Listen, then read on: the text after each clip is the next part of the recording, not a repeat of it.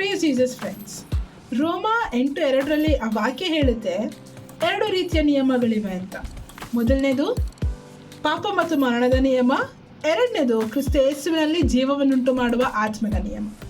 ಯಾವಾಗ ಆದಾಮನು ದೇವರಿಗೆ ಅವಿದ್ಯನಾದ್ನು ಅವಾಗ ಈ ಲೋಕಕ್ಕೆ ಪಾಪ ಮತ್ತು ಮರಣದ ನಿಯಮ ಬಂತು, ಅಂದರೆ ಅದು ಆಕ್ಟಿವೇಟ್ ಆಯಿತು. ಅದೇ ರೀತಿ ದೇವರು ಈ ಲೋಕಕ್ಕೆ ತಮ್ಮ ಏಕೈಕ ಪುತ್ರನಾಗಿರುವ ಯೇಸು ಕ್ರಿಸ್ತರನ್ನ ಕಳುಹಿಸಿಕೊಟ್ರು. ಸೊ ಯೇಸು ಕ್ರಿಸ್ತರು ನಮ್ಮ ಎಲ್ಲ ಪಾಪಗಳನ್ನು, ನಮ್ಮ ಎಲ್ಲ ಶಾಪಗಳನ್ನು ಅವರು ತೆಗೆದುಕೊಂಡು ಶಿಲುಬೆಯ ಮೇಲೆ ಮರಣವನ್ನು ಹೊಂದಿ ತದನಂತರ 3ನೇ ದಿನ ಪುನರುತ್ಥಾನರಾಗಿ ಇದ್ದರು. ಅವಾಗ ಹೊಸ ನಿಯಮ ಆಕ್ಟಿವೇಟ್ ಆಯಿತು, ಅದು ಕ್ರಿಸ್ತ ಯೇಸುವಿನಲ್ಲಿ ಜೀವವನ್ನುಂಟು ಮಾಡುವ ಆತ್ಮನ ನಿಯಮ.